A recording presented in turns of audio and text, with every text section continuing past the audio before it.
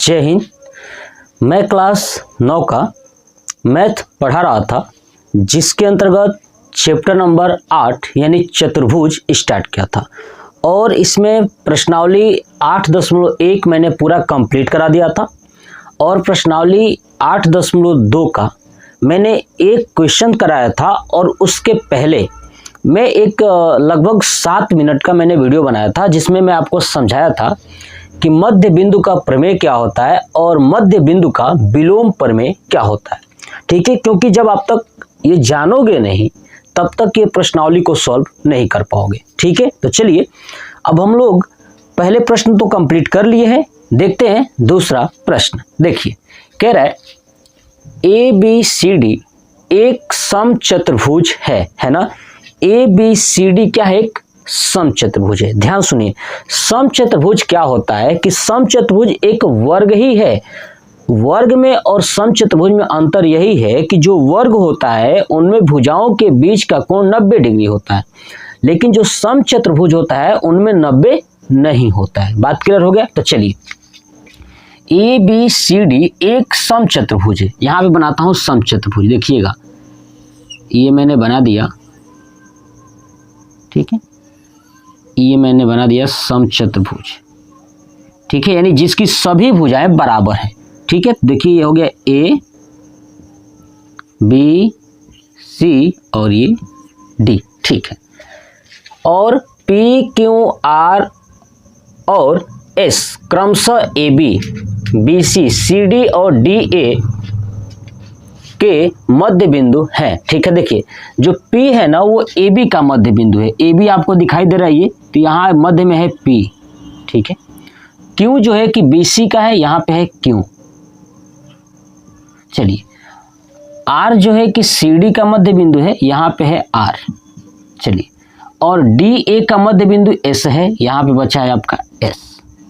ठीक है, अब मध्य बिंदु है तो दर्शाइए कि चतुर्भुज PQRS एक आयत है। देखिए, तो बताना है कि जो ये PQ बनेगा, ये वाला, ये PQ है ना, PQRS बताना है कि ये क्या है? एक आयत है।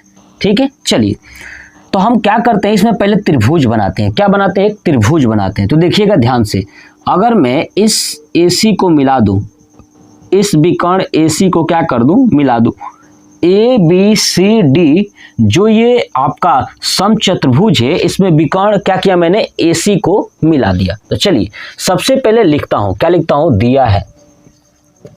देखिएगा ध्यान से समझिएगा, दिया है। चलिए, दिया है क्या कि ABCD एक समचतुर्भुज है। तो लिखूंगा यही कि ABCD एक समचतुर्भुज है। ठीक है ना, ABCD एक समचतुर्भुज है और इनका मध्य बिंदु आपको दिया है PQRS। ठीक है ना, तो ये मध्य बिंदु हो गया। चलिए, अब क्या लिखूंगा कि PQR तथा S है ना, भुजा AB BC CD तथा DA का मध्य बिंदु है ना, मध्य बिंदु है। ये बात दिया हुआ है। ठीक है, अब हमें सिद्ध करना है, तो लिखूंगा सिद्ध करना है। क्या सिद्ध करना है? कि चतुर्भुज PQRS एक क्या है? आयत है। तो देखिए लिखूंगा, सिद्ध करना है PQRS एक आयत है। अब देखिए, आयत के प्रॉपर्टीज यानी आयत का गुण ही क्या होता है। अगर मुझे PQRS अगर एक आयत सिद्ध करना है तो सबसे पहले ये सिद्ध करना होगा कि जो यहाँ पे P का मान हो, चाहे Q का मान हो, चाहे R का मान हो, चाहे S का मान हो, यानी कोण वो 90 डिग्री होता है। ठीक है, और इनकी भुजाएं आमने सामने बराबर होती हैं। अगर ये मैं सिद्ध कर दिया तो समझ जाइएगा कि PQRS क्या है? एक आयत है। ठीक है, तो इसमें एक और बात समझिए, पहले प्रश्न में दिया था कि ए बी सी डी एक समचतुर्भुज है, तो समचतुर्भुज का मैंने विकर्ण मिलाया, ठीक है। अब यहाँ पे इस विकर्ण को भी मिला देता हूँ, देखिएगा इन विकर्ण को, है ना, बी और डी विकर्ण और ए और सी को मिलाया, तो देखिए जहां पे ये विकर्ण कट कर रहे हैं ना, ध्यान रखिएगा ये हमेशा 90 डिग्री होगा।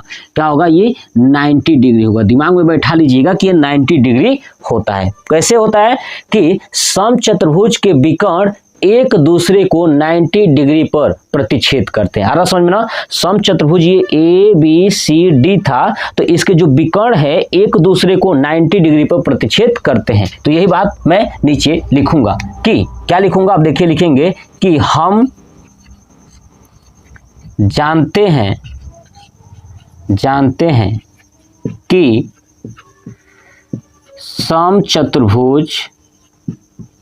समचतुर्भुज ठीक है के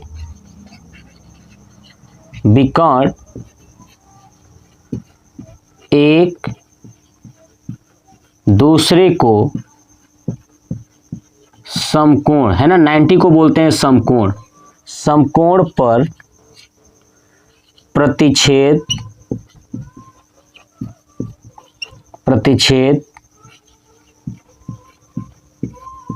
करते हैं। ठीक है, ये बात हम लोग जानते हैं। चलिए, ये बात आपको समझ में आ गया ना? चलिए अब देखिए, ये प्रतिच्छेद करते हैं। अब इसका नामकरण मैं कर दूं क्या? ये दोनों एक दूसरे को जहां पे कट करे, इसका मान लेता हूं ये O है। ठीक है, क्या है? O है। इसका मतलब कह सकता हूं कि कोण O बराबर 90 डिग्री। कोनो दिक्कत कुछ नहीं। ठीक है, समझ में आ गया? चलिए अब आप मेरी बातों को समझिएगा ध्यान से। देखिए, अब आप नोटिस कीजिए कि हमें तो सिद्ध करना था कि ये आयत है, तो चलिए अब हम लोग लेते हैं त्रिभुज। क्या लेते हैं? त्रिभुज। अब मैं कौन कौन सा त्रिभुज लेता हूं? तो लेता हूं ADB। क्या लेता हूं? ADB। अगर मैं ADB लूं तो देखिए, इनके AD का मध्य बिंदु S है और इस AB का मध्य बिंदु P है। आप चाहो तो ले लीजिएगा BCD, ठीक है, या आपका मन हो तो नहीं ADC, ये भी तो एक त्रिभुज बन रहा है ना। कोई भी एक त्रिभुज उठा लीजिएगा। ठीक है, तो मैं ले लेता हूं ADB, यानी ABD भी कह सकता हूं। ठीक है, तो मैं इस त्रिभुज को लूंगा। तो इस त्रिभुज को अगर लेंगे तो आप नोटिस करेंगे कि ये P और S को मिलाने वाली जो रेखा है और ये DB है, दिख रहा ना, ये DB। ठीक है, ये दोनों क्या होंगी? समांतर होंगी। क्योंकि हम लोग पढ़े थे एक प्रॉपर्टीज कि यदि किसी त्रिभुज की दो भुजाओं के मध्य बिंदु, है ना, देखिए अगर ये त्रिभुज है ABD तो इनका मध्य बिंदु P है और ये S है, तो इन दो भुजाओं के मध्य बिंदु को मिलाया जाए, है ना, क्या किया जाए? दो भुजाओं के मध्य बिंदु को मिलाया जाए तो तीसरी भुजा यानी ये जो BD है ना, BD के क्या होंगी? समांतर होंगी। ये मध्य बिंदु का प्रमेय नियम था, है ना, ये मैं आपको बताया था। तो चलिए अब समझिए क्या करेंगे, लिखेंगे कि त्रिभुज ABD में, ठीक है। अब ABD में आप नोटिस करोगे तो क्या लिखेंगे कि ये जो PS है वो समांतर होगा BD के, है ना, तो PS समांतर BD। ठीक है, दूसरा क्या हो जाएगा आपका? और होगा कि PS बराबर हो जाएगा 1/2 BD। ये हमने कल भी देखा था इस बात को, ठीक है, यानी इसके पहले प्रश्न में भी हमने देखा था। ठीक है, तो PS बराबर 1/2 BD, ये हो गया त्रिभुज ABD में। अब ये किसके कारण हुआ? तो मध्य बिंदु प्रमेय से। तो आगे यहाँ पे लिख दूंगा, यहाँ पे जगह नहीं है तो मैं नीचे लिखता हूं, यहाँ पे मध्य बिंदु प्रमेय से। किससे हुआ? ये मध्य बिंदु प्रमेय से। इसी प्रकार देखोगे कि ऊपर वाला त्रिभुज लेता हूं, कौन सा? तो ये वाला। देखिए मैंने लिया था ABD, ठीक है, ऐसे ही लूंगा यहाँ से CBD। क्या लिखूंगा? CBD। ऊपर वाला आधा त्रिभुज लेता हूं और नीचे वाला का मैंने कर दिया इसी प्रकार, है ना, लिखूंगा इसी प्रकार त्रिभुज CBD में। ठीक है, तो क्या हो जाएगा CBD में? देखिए CBD में QR और ये BD, है ना, तो देखिए QR समांतर आपका BD और QR बराबर 1/2 BD। ठीक है, ये हो जाएगा। अब देखिए इसको मान लेता हूं समीकरण 1 और इसको 2, ठीक है, तो यहाँ पे लिख दूंगा समीकरण 1 और ये समीकरण हो गया 2, ठीक है। इसको मान लेता हूँ समीकरण 3, इसको मान लेता हूँ समीकरण 4। ध्यान से देखिए, तो अब क्या करूंगा, लिखूंगा समीकरण, अब देखिए 1 और ये 3 एक जैसे दिख रहे हैं ना, देखिए ये समांतर वाला और ये वाला एक जैसे, तो क्या लिखूंगा समीकरण 1 व 3 तथा समीकरण 2 व 4 से, ठीक है। तो आप देखिए इसमें भी BD है, इसमें भी BD है, जब दोनों ये समांतर हैं तो PS और QR भी क्या हो जाएंगे समांतर, यानी PS समांतर QR, ठीक है। तथा अब देखिए दूसरा और चौथे में, दूसरा में क्या है, ये 1/2 BD है और चौथे में भी 1/2 BD है, ये दोनों बराबर हैं तो PS और QR भी क्या हो जाएंगे, बराबर हो जाएंगे, यानी PS = QR, ठीक है, ये हो गया। तो अब ये जब दोनों समांतर हो गए, कौन कौन सा, देखिए PS और ये QR क्या हो गए, समांतर हो गए और ये दोनों बराबर हो गए, इसका मतलब कि PQRS एक समांतर चतुर्भुज है। अब नीचे क्या लिखूंगा, अतः PQRS एक समांतर चतुर्भुज है ना। PQRS से क्या हो गया, समांतर चतुर्भुज हो गया, लेकिन हमको सिद्ध करना था कि ये आयत है। अब आयत का गुण क्या होता है, तो मैंने बताया था कि आमने सामने की भुजाएं बराबर होती हैं, तो आमने सामने की भुजाएं तो समांतर चतुर्भुज में भी होती हैं, लेकिन अगर हम ये सिद्ध कर पाए कि चाहे P का मान, चाहे Q का मान, चाहे R का मान, चाहे S का मान 90 डिग्री है, कोई भी एक मान 90 है, तो PQRS एक आयत हो जाएगी। तो देखिए कैसे करोगे आप, यहां तक तो कंप्लीट हुआ। चलिए अब जो है कि आप यहां तक नोट कर लीजिएगा कि आपको मैंने सिद्ध किया भी कि PQRS एक समांतर है। जैसे मैं सिद्ध कर दूंगा कि इनमें से कोई भी कोण, चाहे PQRS कोई भी कोण 90 डिग्री का है, तो इसका मतलब कह दूंगा कि PQRS एक आयत है। क्लियर ना। तो देखिए अब आपको इसको सॉल्व करने के लिए इसके नीचे क्या करना होगा, देखिएगा। अब हमको इतना पता है कि जो आपका समचतुर्भुज है ना, इनके विकर्ण एक दूसरे को 90 पे काटते हैं, कितने पे, 90 पे। तो देखिएगा आप यहाँ पे एक, देखिएगा मैं एक पिक्चर लेता हूँ, ये वाला पिक्चर लेता हूँ, देखिएगा ये वाला, ध्यान से देखिए, ये छोटा सा बॉक्स आपको दिखाई दे रहा है, छोटा सा बॉक्स, ठीक है। अगर मैं ये सिद्ध कर दूं कि ये छोटा सा जो बॉक्स है ना, ये भी क्या है, एक समांतर चतुर्भुज है, अगर मैं ये सिद्ध कर दूं कि ये छोटा वाला जो बॉक्स है ये भी समांतर चतुर्भुज है, तो समांतर चतुर्भुज की गुण क्या होती है कि आमने सामने का कोण बराबर होता है। तो हम लोग एक बात तो जानते थे कि ये जो विकर्ण है ना, समचतुर्भुज के 90 पे काटता है, तो जब ये समांतर चतुर्भुज हो जाएगा तो ये वाला कोण इस कोण के क्या हो जाएगा, बराबर हो जाएगा, यानी कोण R का भी मान कितना आ जाएगा, 90 आ जाएगा। और जब कोण R का मान 90 आ जाएगा तो कह देंगे कि PQRS एक आयत होगा। क्लियर हो गया। चलिए तो अब देखिए कैसे सिद्ध करेंगे, इसका नामकरण कर देता हूं, इसको मान लेता हूं यहाँ पे, ठीक है। अब ये मैं मान लेता हूं, चलिए X और ये मान लेता हूं Y, ठीक है। तो अब क्या लिखेंगे, ध्यान सुनिए कि चतुर्भुज O है ना, यहां से पूरा लेता हूं ये वाला, ठीक है। अब देखिए चतुर्भुज OXRY में, ठीक है, ये हमने ले लिया चतुर्भुज OXRY, ठीक है, यही हमने माना है। अब आप नोटिस कीजिए कि देखिएगा ध्यान से, ये अब इसमें देखिए ये RS है ना, हमने सिद्ध किया है कि PQRS एक समांतर चतुर्भुज है, तो मतलब ये भुजाएं दोनों समांतर होंगी और ये भुजाएं भी क्या होंगी, समांतर होंगी, तभी तो समांतर चतुर्भुज है। तो देखिएगा ये जो आपको दिख रहा है ये SR या RS, ये भुजा इस AC के समांतर होगी, जैसे हमने ऊपर ये सिद्ध किया था इसमें, ठीक है, हमने इस त्रिभुज को लेकर के कि ये PS इस BD के समांतर है, देख लीजिए PS BD के समांतर है, वैसे ही यहाँ से RS इस AC के समांतर होगा, ऐसे ही PQ, ठीक है, इस AC के समांतर होगा, है ना, समांतर होंगे कि नहीं होंगे, ये वाली भुजा, ठीक है, ये वाली भुजा इसके समांतर होगा, और वैसे ही ये भुजा, ये BD जो है कि इस QR के समांतर होगा। देख लीजिए QR और BD क्या है, समांतर है। आई बात समझ में ना।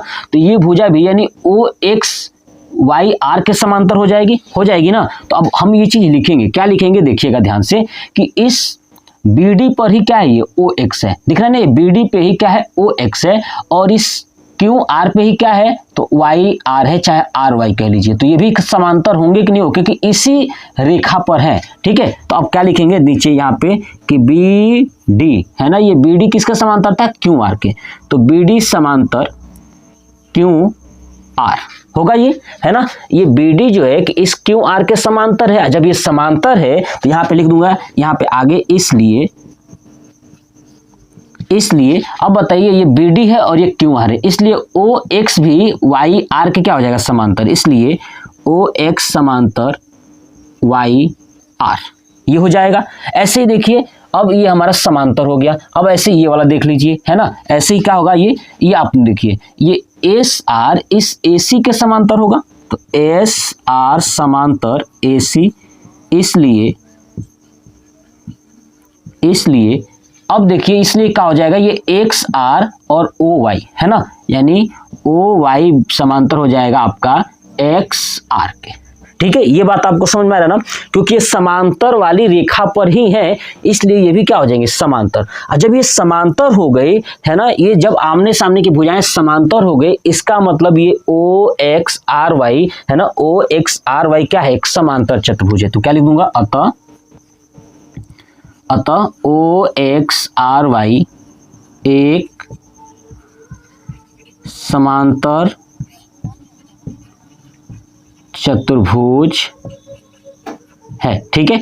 अब ओ एक्स आर वाई एक समांतर चतुर्भुज है, और जब समांतर चतुर्भुज है तो हम लोग एक बात जानते हैं कि समांतर चतुर्भुज की सम्मुख भुजा और सम्मुख कोण बराबर होते हैं, है ना, यानी आमने सामने की भुजाएं क्या होती हैं, बराबर होती हैं, और आमने सामने का कोण भी क्या होता है, बराबर होता है। तो हम नीचे लिख देंगे कि, क्या सुनिए, कि सम्मुख कोण, ठीक है, सम्मुख कोण, और आगे लिख दीजिएगा यहाँ पे समांतर चतुर्भुज, है ना, यहाँ पे लिखिएगा समांतर चतुर्भुज के सम्मुख कोण बराबर होते हैं, है ना, बराबर होते हैं। किसके, समांतर चतुर्भुज के सम्मुख कोण बराबर होते हैं। इसका मतलब कि कोण O बराबर यहाँ पे हो जाएगा कोण R, और कोण O का मान हमने देखा था यहाँ पे कितना है, 90 डिग्री। कितना है जी, 90 डिग्री। तो देखिएगा, यानी यहाँ हो जाएगा दोनों बराबर 90 डिग्री। अब ये बराबर हो गया 90 डिग्री, तो अब हमारा R निकल गया 90 डिग्री। R कितना हो गया, तो नीचे लिखूंगा, अतः कोण R बराबर 90 डिग्री। और जब एक पी क्यू आर एस में से कोई एक कोण 90 डिग्री हो गया, तो अब क्या कहोगे कि चतुर्भुज पी क्यू आर एस एक आयत है। तो अब इसके नीचे आपको क्या लिखना है, अतः चतुर्भुज पी क्यू आर एस एक आयत है। प्रूफ हो गया। बस इतना ही आपको करना था बस। लेकिन इसको करने के लिए आपके दिमाग में कॉन्सेप्ट क्लियर होना चाहिए। जब तक आप क्लियर करोगे नहीं तब तक आपसे प्रश्न बनेंगे नहीं, ये गारंटी है। तो आप समझिए, और जो स्टूडेंट समझ लेंगे ना उनको 10th में 1% भी प्रॉब्लम्स नहीं होने वाली। तो आप देखिए, इसका स्क्रीनशॉट ले लीजिए, ठीक है। और आपने ले लिया होगा और आप कमेंट बॉक्स में कमेंट करके बताइएगा कि आपको ये वीडियो कैसा लगा। जय हिंद।